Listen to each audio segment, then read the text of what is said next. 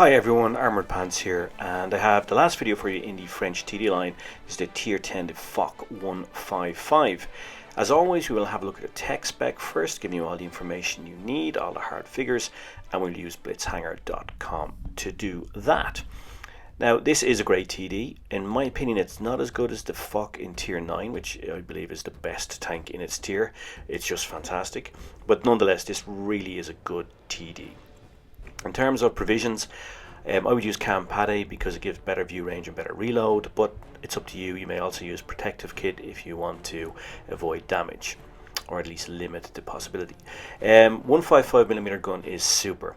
You have the option now of a magazine reload, which gives 2 shots with a 7-second reload in between them, and this gives a lot of firepower. The 155mm gun itself is a big gun, given 280mm of pen and 370 with heat, so there's nothing really it won't go through, even front on. Even a mouse or an E100 is going to go right through it. You get 640 damage points with AP, and you get 545 with heat rounds, so it's big alpha rolls in this. And you can imagine with the 2 shells in the magazine, you can do a lot of damage, 1500 alpha with 1 magazine. HE gives you 90mm of pen, and it gives you 906 plus almost 1000 damage, and you will get over 1000 damage alpha rolls with this. So load up in HE. Be aware of your shell selection, because HE does a lot of damage. Muzzle velocity is lower than the previous tank. You only get 826 meters per second, which goes up to 1074 meters per second with supercharge. And all round types are the same. HE, heat, AP, so shell management is easier in this tank than it is in the previous tank, where APCR has higher muzzle velocity. Burst damage, anything from 1200 to 2000. It's just awesome. If you load up that HE, if you fire into the back of a light tank or a medium tank, you're going to do massive alpha rolls.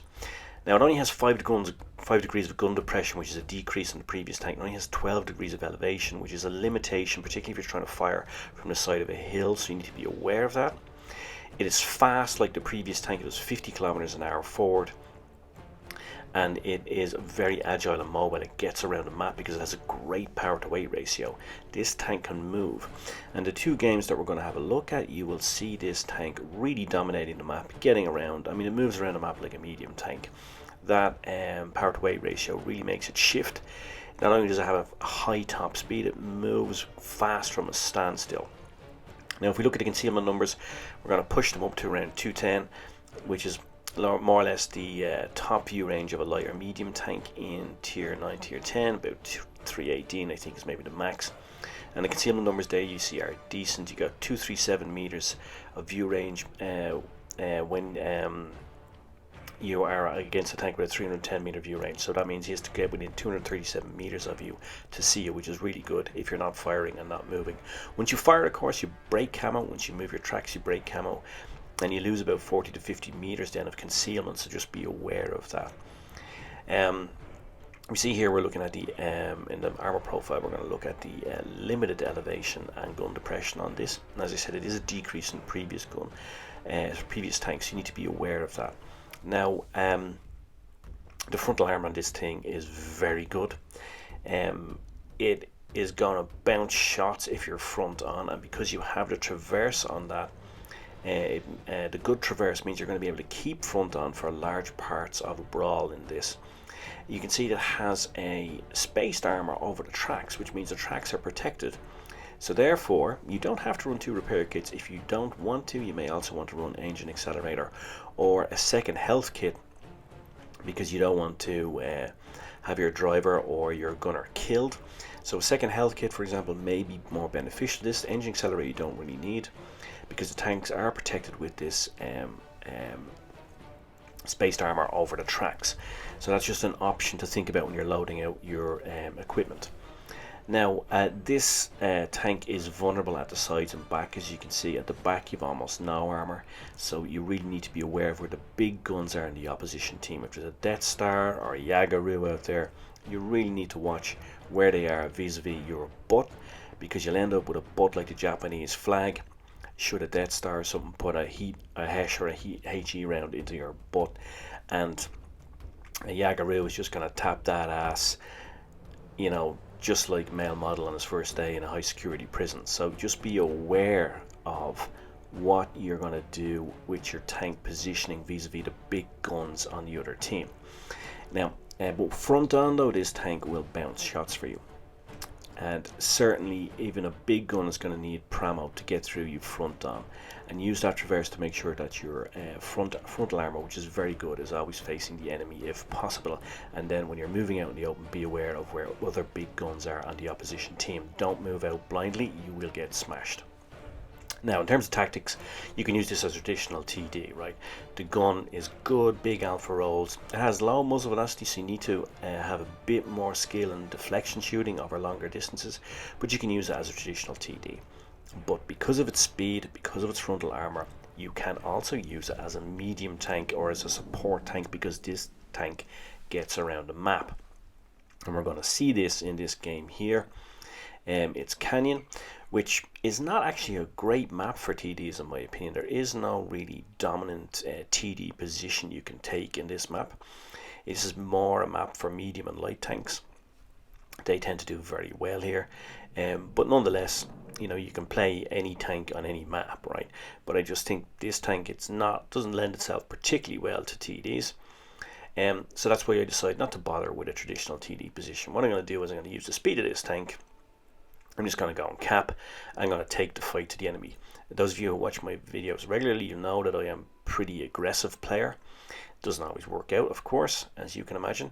That doesn't mean I YOLO. I don't, but I always try to have a plan. But nonetheless, I kind of am aggressive. I believe in taking the fight to the enemy. You've only got 7 minutes. That's what this game is about. And if I know when I'm playing a TD, I often do adopt good sniping positions, but in this map I didn't think there was going to be one, so therefore I decided to go and cap. It's a supremacy game, so take the fight to the enemy. Now here I've got a tiny target here, so I decided to use a standard AP rather than HE. HE rounds by their nature, particularly in a tank like this with low muzzle velocity, are patchy. And you've probably often experienced that when you're firing a HE round at a really, really small target like that, sometimes it explodes prematurely. For example, might hit that rock. HE rounds, by their nature, are lighter than AP rounds because they have liquid in them rather than solid metal, and therefore their accuracy is not as good as AP rounds, just basic physics.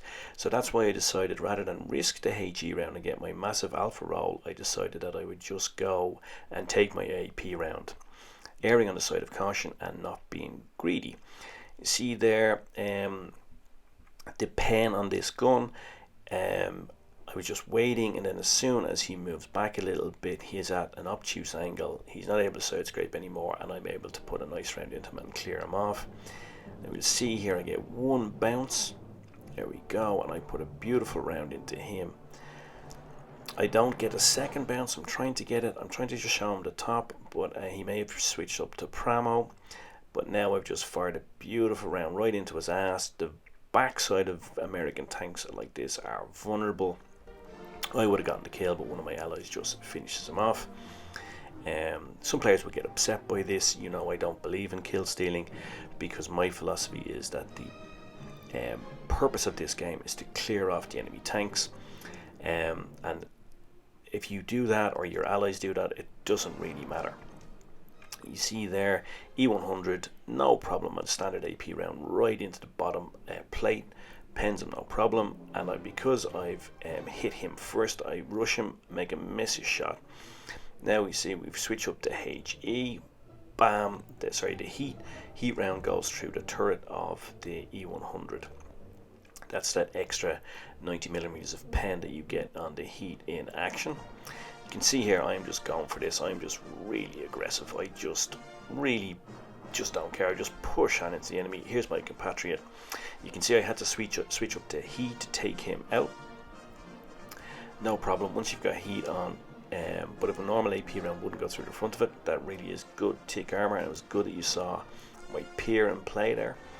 And what I'm going to do is, now we're behind, even though there's only one of their tanks left, we're behind, so I'm going to go to C and cap C. See if I can get an extra shot in from C. Sometimes on a TD you can get some good shots in from T across the map towards B and A, firing diagonally across. I actually do get a target, But I'm not able to, with a low muzzle velocity in this gun, I'm not able to push it through that. You can see there the low muzzle velocity.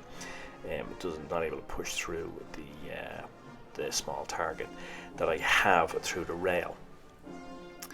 You saw there, by the way, the other Foch on the other team was giving away the position of his ally. You should never do that, because you don't know what kind of player he is. You don't know what skill set he has. He might be able to carry and win that game, particularly if he's a light or medium tank and he's left against heavies or slower moving tanks. So never do that. That is just really bad sportsmanship, and it's also going against the game, and also it's counterproductive. You're increasing the chance of you losing the game, which I guess is the whole reason why you're telling them where the guy is anyway. In that game, by the way, you saw over 5k damage. No problem to deliver such damage in this tank. And got Confederate badge because a lot of my teammates took my kills. As I said, that doesn't really bother me though, stuff like that. It all evens out in the end anyway. And in this game, this is a mastery game, I get a significant number of kills. One of which on an E100, which you'll see is a really low roll. I think it's like less than 200, 180 or something like that. But again, I'm following my own philosophy, where the objective of the game is to clear off guns, particularly if it's an E100. You don't, like an E100 can do the same amount of damage to your allies with one damage point left, one health point left, as he does with full health points.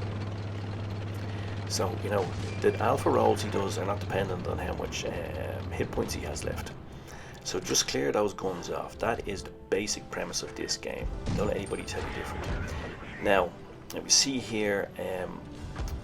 I just put 2 massive alpha rolls, HE rounds into that waffle tractor there. The poor guy didn't have a chance. He just got smashed. Now, I knew I was going to take some rounds off that standard B when it was side on, but I wanted to clear off the waffle tractor, and I also estimated that the damage I would take from the standard B would be significantly less than turning my side to the waffle tractor and giving him the chance to put a HE round into the vulnerable side of me. So a simple mathematical trade-off in that position. There we go. This is what I was talking about. I cleared off a very low roll there, but we got rid of a big gun. And as I said, I do the same thing later on in the E100. Now, in terms of the gameplay with this tank, again, you see I'm very aggressive. Again, this is a map which doesn't really lend itself to traditional TD play. There isn't really a particular spot or spots on this map that lend themselves to sniping. But you can see that in this tank you have the ability to be aggressive.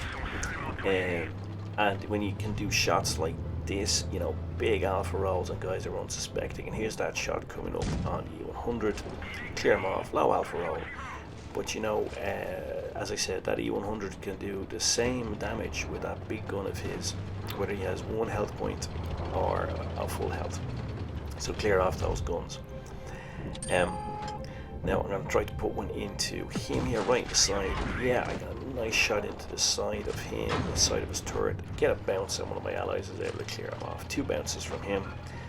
I got 1 round left, and that is just enough to clear off this FV. Unfortunately, not fast enough to save my ally. Now we're in a 3v2 situation. It's nice and comfortable because we also have 2 bases, so the advantage is with us. And the standard B, here's my little tormentor for later on. He is just, actually I'm not really sure what he's doing. He seems to be driving around aimlessly, but anyway, he is going to come to a sticky end here because he pops out, and then that is just easy lemon squeezy for me with this big gun. But didn't mind if I took one from the IS4 there, because I know that I have 1 round left in the magazine, 1 in the chamber, 1 in the pipe, and just slap that straight into the drive wheel of the IS4, and Bob's your uncle. So there we go, mastery badge, 6 kill, pools medal. Less damage than I did in the last game, as you saw. But then, as we always say, mastery badges are not about damage, they're about the XP. And the XP is delivered for all sorts of things, any sort of positive activities, so helping your allies, damage, capturing bases, spotting, general movement around the map. these positive actions as are described in the XP award. All these things generate the mastery badge. It's not just about damage. In fact, I did a mastery game yesterday in the Grail where I did 5 point something K damage. I got a mastery badge, whereas previous games I'd done over 6.5 K damage in the Grail, and I got a first. So it's not about damage.